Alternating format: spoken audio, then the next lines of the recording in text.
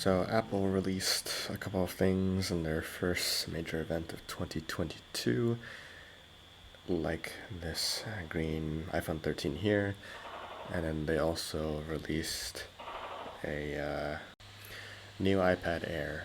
But this video is going to be about the Mac Pro and the Studio Display that they also released. So let's go to this the Mac Studio, not the Mac Pro.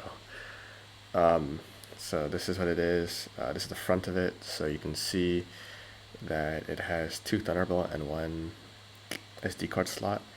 And what really sets this apart from their other devices, besides the MacBook Pro that they released last year, is that this thing has an SD card slot. So it's like, woo. If you're a video editor, you're smiling at this because you probably use your SD card slot to film stuff and put that on the SD card. So that's pretty good. And if we keep going, look at the back. So there's a lot going on back here. You got 4 more Thunderbolt ports, Ethernet power, to USB, HDMI, and a headphone jack. So the thing that is really interesting, I think, is the fact that it has so many Thunderbolt ports. Like you got 4 here and then 2 on the front, so you got 6 in total. It's like, why are there so many Thunderbolt ports? And it's because the Studio Display, which I'll show later, is connected via Thunderbolt. So really, Apple wanted you to have this setup and go into debt for the rest of your life.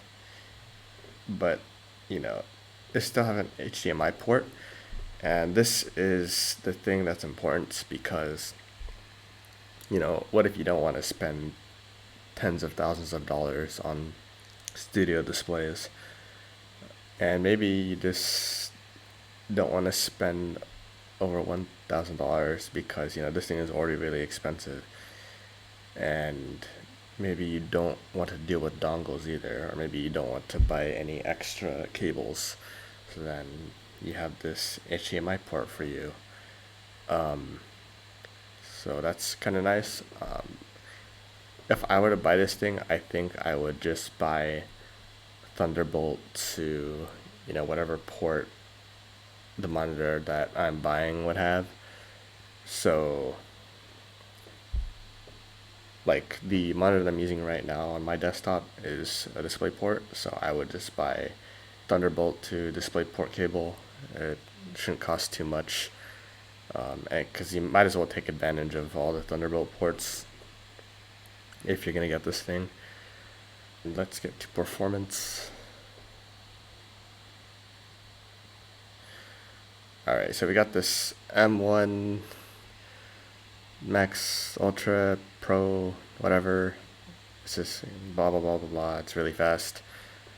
You got 32 gigs of RAM, so if you want to do this, you can do that, and maybe have this running as well. And then you also got 500 gigs of storage, because why not? Alright, let's go over the Studio Display. I was gonna go in depth on the Studio Display, but as it turns out, it's already become a meme. Partly because of this. So instead of having me rant about it, because I think it's largely unnecessary, you can look at Linus from Linus Tech Tips trying to remove the power cable from the Display Studio, which Apple actually explicitly says on their website that is not removable. But yeah, I'll link that below if you want to check that out. Such as the LG 27-inch 5K, which is pretty much the same thing as the Mac Studio for $1,300. Oh. Alright, never mind. So you can get a renewed one from Amazon for $1,200. Or you can get the regular one from Amazon for, okay, never mind. You can save yourself $1,000 and get yourself a 4K monitor for 400 or less. And like I said before, also get the Thunderbolt to DisplayPort cable, and then you're good to go. I almost forgot to do an outro for this video. So thanks for watching, and just remember,